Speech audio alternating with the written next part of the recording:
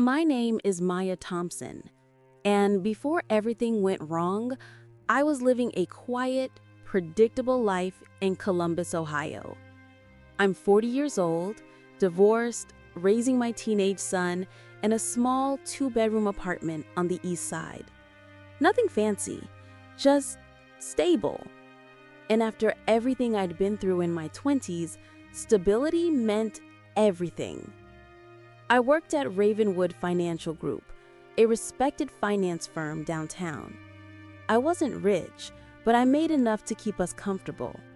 I'd been there 15 years, starting right after my divorce, working my way up to a senior analyst position.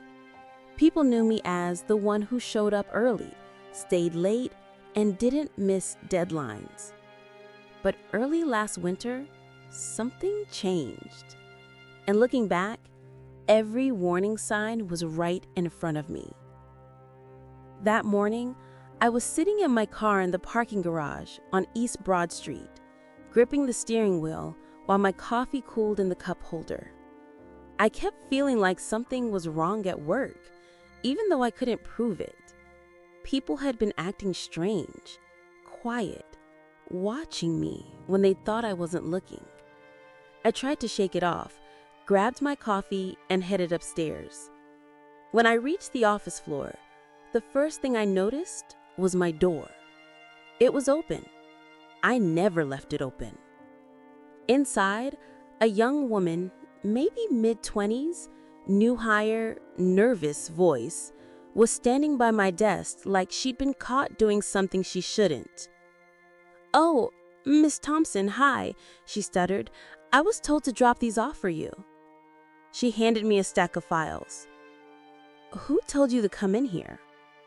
She swallowed hard. "Mr. Dawson, my boss." She hurried out so fast, it made my stomach twist. I stepped inside and immediately saw it. My computer mouse was moved, my drawers slightly open. Someone had gone through my things. I put my coffee down, trying to steady my breathing, when my email dinged. From HR, subject, mandatory meeting, 10 a.m. Mandatory meetings with HR never mean anything good. The email said they needed to discuss financial irregularities connected to my name. My name. My heart dropped into my stomach. Before I could reread it, my phone buzzed again. Unknown number. "You should have stayed quiet." I froze. Quiet about what? Another text came in seconds later. "They're going to blame everything on you." My body went cold.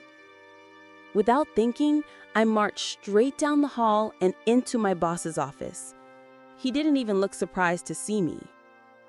"Tom," I said, keeping my voice steady, "why is HR emailing me about financial irregularities?" He sighed like he'd been waiting for this. "There are issues with the Henderson account. Your login was used to change financial reports." I felt my scalp tingle. "That's impossible. I didn't change anything." He didn't blink. "We'll let HR investigate." I stepped closer, anger building in my chest. "Someone broke into my office this morning."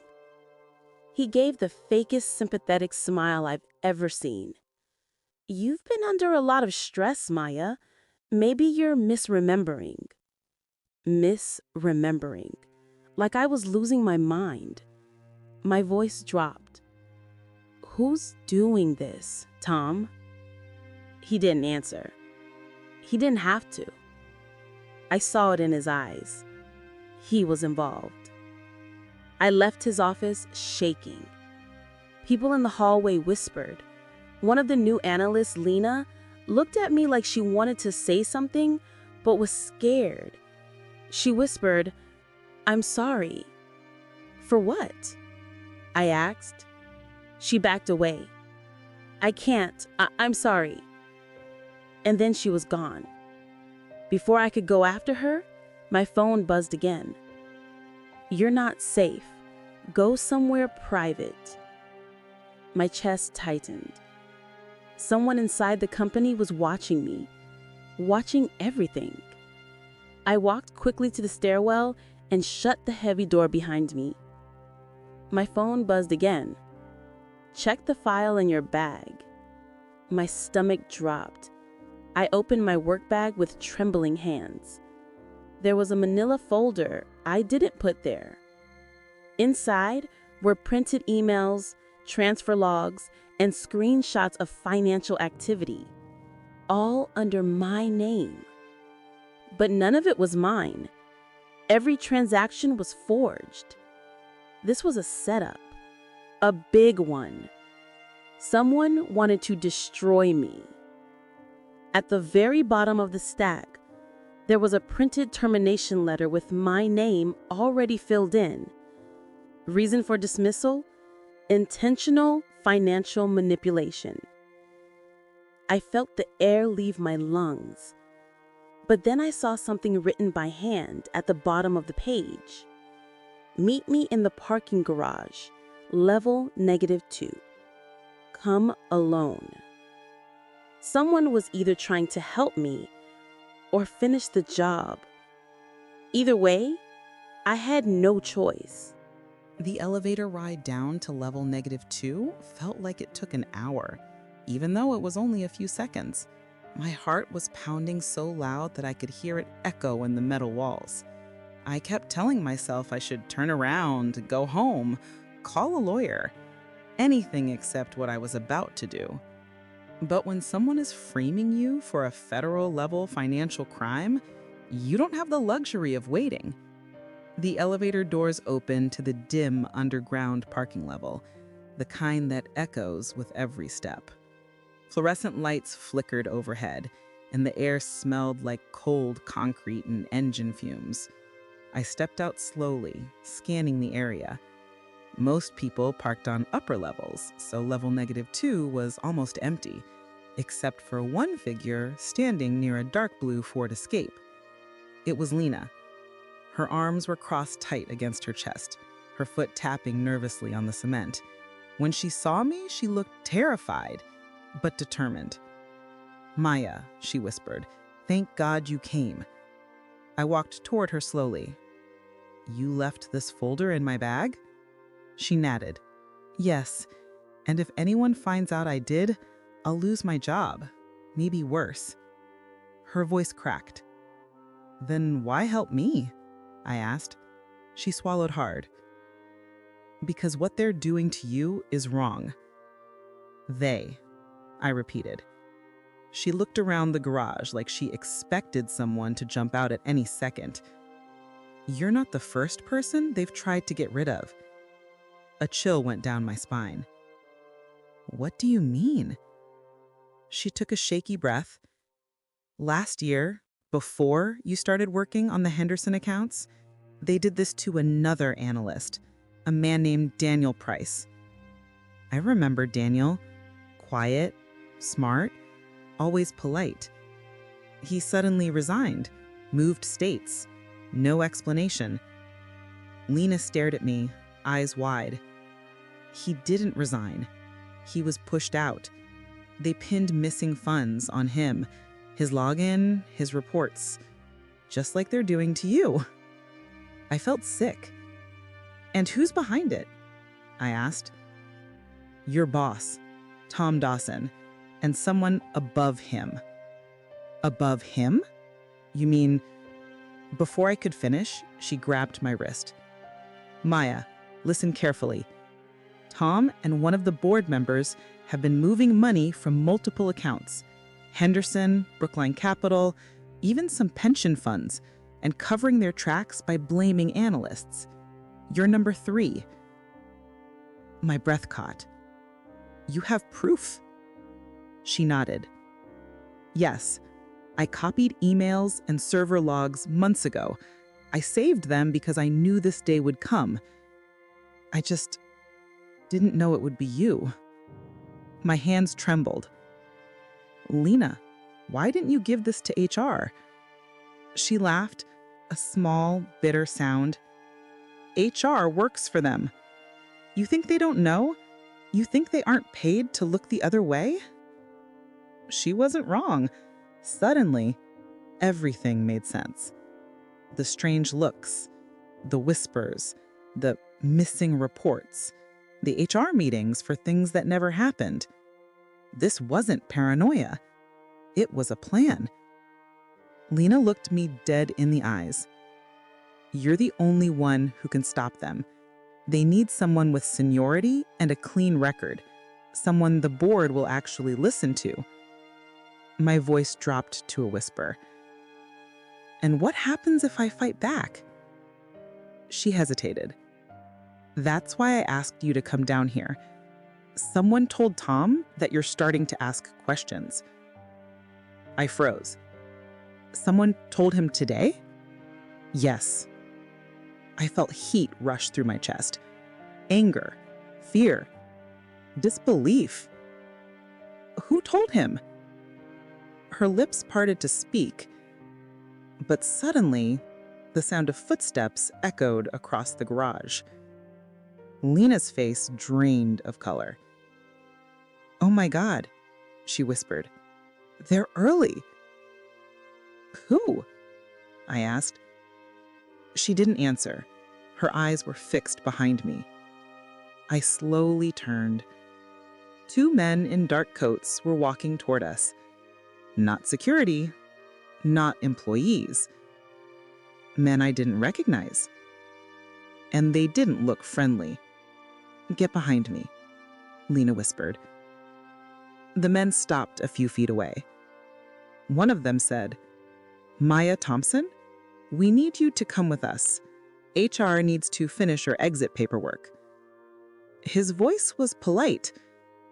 His eyes were not. I stepped back. I didn't resign. You don't have a choice, he replied calmly. The board already approved your termination.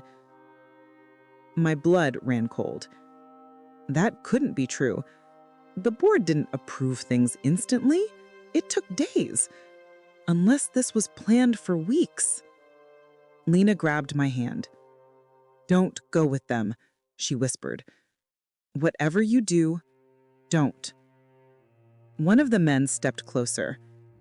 Maya, you can come peacefully, or we'll handle this another way. My pulse slammed in my throat. This wasn't corporate. This wasn't HR. This was intimidation. This was a threat. This was a warning. Stay quiet, disappear, or be removed. I realized then that these men weren't here for paperwork. They were here to silence me. I took a step back. The nearest exit was behind them. The stairwell was locked from the outside. The elevator was too far. There was only one option. I whispered to Lena, "Run." Before the men could react, she grabbed my wrist and we sprinted toward the other end of the garage. They yelled and started chasing us. My lungs burned, my legs shook, but fear is stronger than pain. We ran full speed toward the emergency exit door. Lena shoved it open, and a loud alarm blasted through the garage. But we didn't stop. We ran up the stairs, taking 3 steps at a time. At the landing, Lena gasped between breaths. Maya, they're not just firing you. I turned to her, heart hammering. She looked terrified, more terrified than I'd ever seen her. They're making you disappear, just like Daniel. I froze on the stairwell. What happened to Daniel? I whispered. She swallowed, tears welling up. He didn't move away, Maya. He never left Columbus. He never left the company. He just vanished. Lena's words froze me in place. He never left Columbus. He just vanished. Her voice echoed in the stairwell. My pulse hammered in my ears as memories of Daniel rushed back. The quiet man who always helped everyone, the analyst who stayed late like I did, the one who suddenly stopped showing up one Monday morning. HR said he resigned immediately due to personal reasons. Nobody questioned it, not in corporate America. But the way Lena said vanished, it didn't sound like a resignation. It sounded like a warning. Before I could ask more, the stairwell door below us crashed open. The men were coming. "Go," Lena hissed. We climbed again, legs burning, lungs tight, until we burst through the door to level 1. It led into a back hallway behind the loading dock. The smell of cardboard and diesel fuel hit us. "Where are we going?" I panted. "A place they won't think to check," she said. We ran past storage closets and outdated office furniture. At the end of the hallway was a small maintenance store. Lena swiped her badge, and shockingly, it worked. Inside was a half-finished renovation room, dark except for one flickering light bulb, ladder, paint cans, patchy drywall. She shut the door behind us and locked it. For a moment, the only sound was our breathing. Finally, I whispered, "Tell me everything." Lena sank onto an overturned bucket, shaking.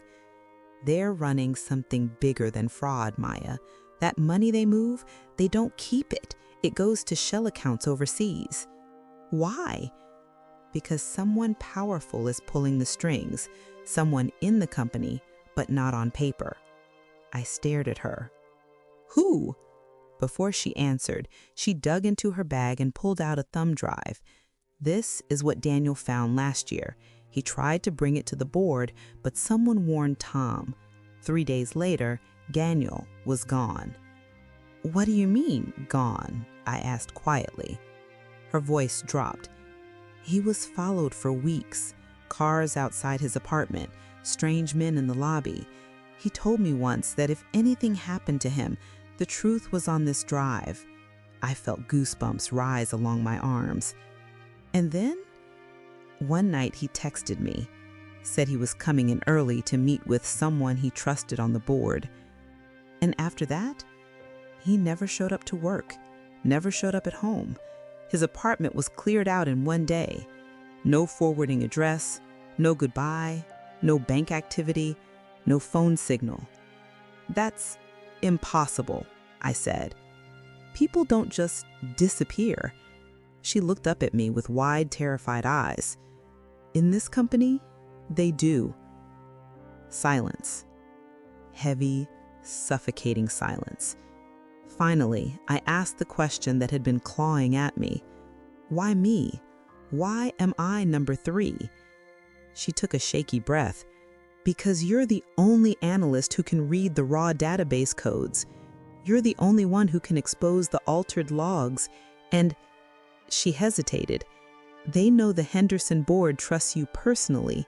You're the last person they want overseeing the audit next month." I felt my stomach twist. "So they're setting me up to fall." "No," she whispered. "They're setting you up to disappear." My throat tightened. "What am I supposed to do?" Lena handed me the thumb drive. "This has everything. Transactions, offshore accounts, conversations, proof. But it means nothing unless someone outside the company sees it. Someone who can't be bought." "Like the police?" I asked. She shook her head. "They'll bury it. This involves millions, maybe tens of millions. The only people who can use this are federal investigators." I exhaled shakily. "The FBI." Before I could respond, footsteps echoed in the hall outside. Lena's breath caught. "They found us." She mouthed, "Don't move." The doorknob rattled.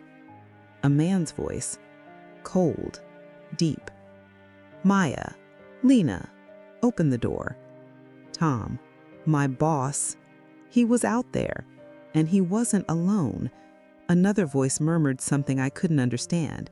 The sound of a radio buzzed softly. These weren't HR men. These were the same guys who chased us earlier, the same ones who handled Daniel. The doorknob rattled harder. "Ladies," Tom said, trying to sound calm. "Someone reported an emergency door alarm. We just want to check if you're safe." Lena whispered, "Don't answer. Not a word." Tom continued, "Maya, you're making this harder than it needs to be. No one wants to hurt you." His tone was sugar and poison underneath. "We just need to ask you a few questions about the files on your desk, about why you ran." I squeezed the thumb drive in my hand. If he got inside, we were done. Suddenly, Tom's polite tone cracked. "Maya, open the damn door." I froze. That voice? I'd never heard him sound like that. Lena mouthed, "He's panicking. That means he doesn't have control." The door jolted open. They were trying to force it. Then Tom snapped, "Break it!" A heavy thud shook the door frame. We didn't have long. Lena grabbed my arm. "There's another exit through the duct behind the drywall panel. It leads to the service hallway near the old cafeteria." "How do you know that?" I whispered. She gave a weak smile. "I listen more than they think." The door cracked again, louder this time. I shoved aside the loose drywall panel, revealing a narrow metal duct. Lena climbed in first and reached out her hand. "Hurry, Maya!" I crawled in after her, clutching the thumb drive. Behind us, the door exploded open, wood splintering, metal groaning. A flashlight beam hit the duct opening behind us. "They're in the vents," someone shouted. We turned a corner, breathless. Somewhere above, I heard men running. Somewhere behind, boots hit the metal grate. Somewhere inside me, a truth settled in my gut. This was no longer about my job. This was survival. And whoever these men were, they weren't going to let us walk out of Ravenwood alive. The sound of boots slamming against metal echoed behind us like a warning. Every instinct in my body screamed to move faster, crawl faster, breathe quieter, anything to stay ahead of them. But the duct was narrow, cold, and tight enough that my elbows kept scraping the metal. Lena crawled quickly in front of me, whispering, "Almost there, almost there," even though her voice trembled. Behind us, someone shouted, "They're heading toward the north wing. Cut them off." Lena hurried her pace. "Maya, keep going. Don't look back." I didn't, because I was afraid of what I might see. We reached the end of the duct, a small metal grate. Lena pushed it with her hands, but it didn't budge. "Come on," she whispered desperately. "Come on, come on." She rammed it with her shoulder. Nothing. I heard voices below the duct, deeper, closer. Flashlights flickered underneath. They were surrounding us. "Lena," I hissed, "it won't open." She punched the grate again, this time with everything she had, and it snapped free, falling onto the floor beneath us with a loud clang. We froze. Footsteps rushed in the direction of the sound. "No time," Lena whispered. "Jump." She slid out, dropping into a half-renovated kitchen area, old cafeteria tiles still dusty from years of disuse. I followed, landing hard on my knees. Pain shot up my legs, but I forced myself up. This kitchen used to serve employees years ago, before the company built a fancy cafe upstairs. Now it was forgotten, a place only maintenance crews used. Perfect for hiding, but not for long. Lena grabbed my hand and pulled me behind a row of old metal refrigerators. "We need to get out of the building," she whispered. "Those men aren't security. They're private contractors, paid to make problems disappear." I felt a chill go through me. "And Tom hired them?" She shook her head slightly. "Not Tom. Someone above him." I swallowed hard. "The board?" "No," she whispered. "Someone with more power." Before I could ask what that meant, a walkie-talkie crackled nearby. "She dropped near the old kitchen. Check the storage rooms." My breath hitched. Lena tiptoed to the far corner and pointed at a service door. "That leads to the north stairwell. If we take it to level 3, we can reach the outdoor fire escape. And then what? I whispered. Then she hesitated. Then we run. It wasn't a plan, but right now it was the only hope we had. As we slipped through the service door, I glanced back at the kitchen. One of the private contractors was stepping through the broken grate. We were seconds away from being caught. Lena quietly closed the door and we started up the stairwell. Every step felt heavier than the last. Halfway up to level 3, she whispered, "Look at the thumb drive." "What? Why?" "There's a number Sharpied on it. The man Daniel trusted, his contact." I pulled it out of my pocket, still shaking from adrenaline. Sure enough, written in tiny black marker at the base was 614-408-2198. Call if I disappear. My heart stopped. A local Columbus number. "Who is this?" I asked. She leaned close. "FBI, Financial Crimes Division." My blood ran cold. Daniel went to the FBI, and then he vanished.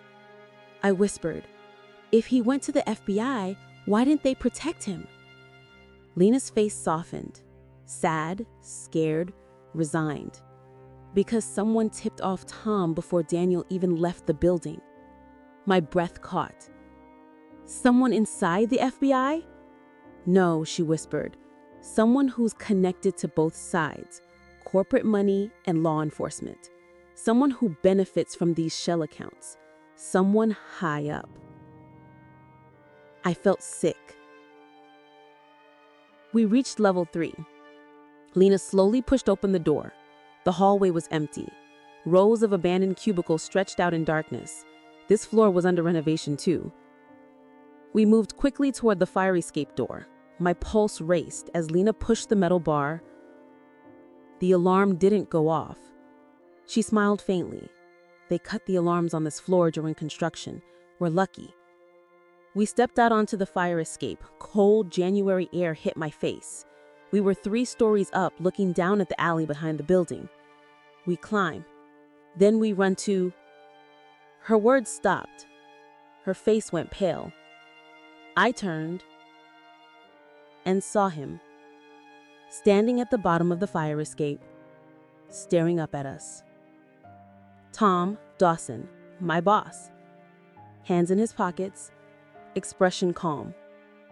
Too calm. He called up to us with a smile. "Ladies, going somewhere?" Lena's grip tightened around my arm. "Run, Maya." "I can't climb around him," I whispered. "No," she said, eyes full of terror. "Not down." She pointed up, to the roof. We scrambled up the metal stairs, gripping the railings, feet slipping on cold steel, hearts pounding in sync. Tom's voice echoed behind us. "You're making a mistake. You don't know who you're dealing with." We didn't answer. We just climbed.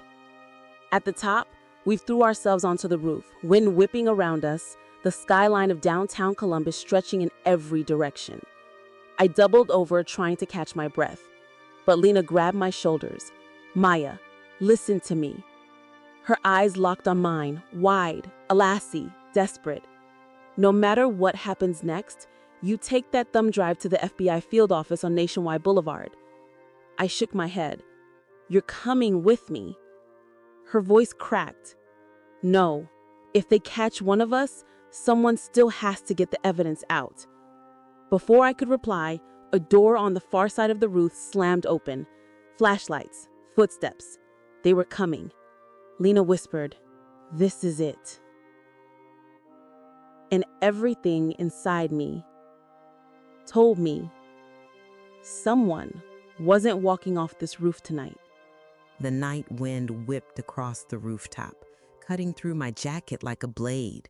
Lena and I stood frozen for a second, staring at the silhouettes moving toward us from the far side of the roof. Flashlights swept across the tar surface, beams slicing through the darkness like searchlights. Lena squeezed my hand once, tight, a silent message, "Be ready." We backed away slowly, keeping our eyes on the shadows. Tom stepped out first. Then two other men, the same ones from the garage. Their boots thudded against the concrete with slow, confident steps. Tom smiled like this was all part of some casual conversation. "Maya, Lena, this is unnecessary." His voice echoed across the rooftop. I felt my chest tighten. "Tom, stop," I said, trying to keep my voice calm. "People know I'm with Lena. They'll look for us." He laughed softly. "No, Maya, they won't. HR marked you both as having left early. And the cameras on the lower floors? Well, malfunctioned around 11. My stomach twisted. They had planned everything. Lena stepped forward, her voice firm but shaking. "You need to stop, Tom. It's over. The evidence is out." A lie. A smart lie, because it made him hesitate. Tom's expression didn't change, but the men behind him shifted, uneasy. He stepped closer. "Lena, you're in way over your head. You think you understand what we're doing? You have no idea who you're dealing with." I took a step forward. "Who are we dealing with?" His eyes sharpened. "You think I'd tell you?" Lena whispered to me, "He's stalling." And I suddenly realized why. Behind us, on the very edge of the roof, another door opened. Another set of footsteps. We spun around. A fourth man stepped out, blocking the only escape route left. We were surrounded. Lena's breath hitched. I could practically feel her panic vibrate through the air. Tom stepped closer, hands still in his pockets like he was just discussing numbers in a meeting. "Maya," he said softly, "you've worked for me for 15 years. You're smart. You know how this ends. Hand me the drive." I shook my head. "No." His jaw tightened. "Maya, nobody needs to get hurt." I swallowed hard. "You made Daniel disappear. Did he not need to get hurt too?" For the first time all day, Tom's expression cracked, the slightest flicker of irritation. "That situation could have been avoided," he said coldly. Lena shouted, "You didn't avoid anything. You destroyed him." Tom's face hardened. Daniel didn't understand limits. He forced our hand. Forced our hand. My stomach turned. "And what about me, Tom?" I asked quietly. "You're planning to force your hand again?" He didn't answer. He didn't have to. His men took slow, measured steps toward us, tightening the circle. Lena leaned close to me. "Listen," she whispered, "when they move, you run. You don't look back. You run to Nationwide Boulevard, straight to the field office. Don't stop for anything." I whispered back, "I'm not leaving you." "You have to." "No, you have to, Maya." The men were 10 feet away now. Tom lifted a hand. "Take it from her." And then everything happened at once. One of the men lunged. Lena shoved me aside. I hit the ground hard, the thumb drive nearly slipping from my hand.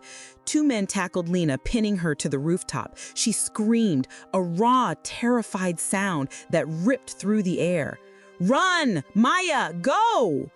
I scrambled to my feet. My legs shook so violently I almost fell again.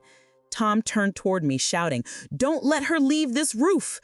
The man closest to me moved fast, too fast. Grabbing my arm, pain shot up through my shoulder as he tried to twist the drive out of my hand. I kicked backward with everything I had, catching his knee. He stumbled, yelling. Another man charged toward me. Lena screamed again, "Go, Maya!" I bolted, running across the roof, heart slamming into my ribs so hard it felt like it might burst. I sprinted toward the opposite side, toward the fire escape ladder that led down the west wall of the building. Behind me, boots pounded against the concrete. "Maya, stop!" I didn't. I reached the edge. The ladder rattled in the cold wind. My hands gripped the metal. I didn't have time to think, or breathe, or fear the drop. I climbed, fast. So fast my feet slipped twice. Below me, the men reached the edge. I descended another few feet when a hand grabbed the back of my coat. I gasped, kicking wildly, adrenaline taking over. "Let go!" I screamed. He didn't. His fingers tightened, pulling me upward. The thumb drive nearly fell from my hand. I kicked again, harder, heel slamming into his wrist. He cursed, releasing me for a split second. I dropped down the ladder, 3, 4 rungs, my palms burning as metal scraped my skin. Above me, they yelled, "She's getting away!" But I didn't stop. Floor by floor, I climbed down that ladder with shaking hands and burning lungs. By the time I reached the ground, my legs buckled. I stumbled into the alley behind Ravenwood. Shadows, cold air, silence. I looked up. Tom and his men were still on the roof, silhouetted against the night sky, scrambling to find another way down. I ran. I didn't care about my aching legs or my scraped palms. I didn't look back even once. I ran down East State Street, turning into the bright lights of downtown Columbus. Cars, people, noise, civilization, witnesses, safety. I didn't stop until I stood across from the tall glass building with 3 letters on the sign, FBI. My chest heaved, my vision blurred, but I clutched the thumb drive so tightly that my knuckles turned white. I didn't know what would happen next. I didn't know if anyone would believe me. I didn't know if Tom had someone on the inside watching me, walking in. But I knew one thing. This was my only chance to survive. I stepped toward the door, and right before I reached it, a voice behind me whispered, "Maya, don't go in there." I froze, turned slowly, and what I saw made every muscle in my body go numb. But Maya didn't know the danger was already waiting for her. The same night she discovered Daniel's secret files, someone else discovered her. And while she tried to act normal at work the next morning, a team of men was already tracking her every move. The truth she carried was worth millions, and to protect it, they were ready to kill. In part 2, Maya's life turns into a nightmare, a rooftop chase, a deadly trap, and a shocking betrayal she never saw coming. Everything is about to explode. Don't miss part 2, because the real story is just getting started.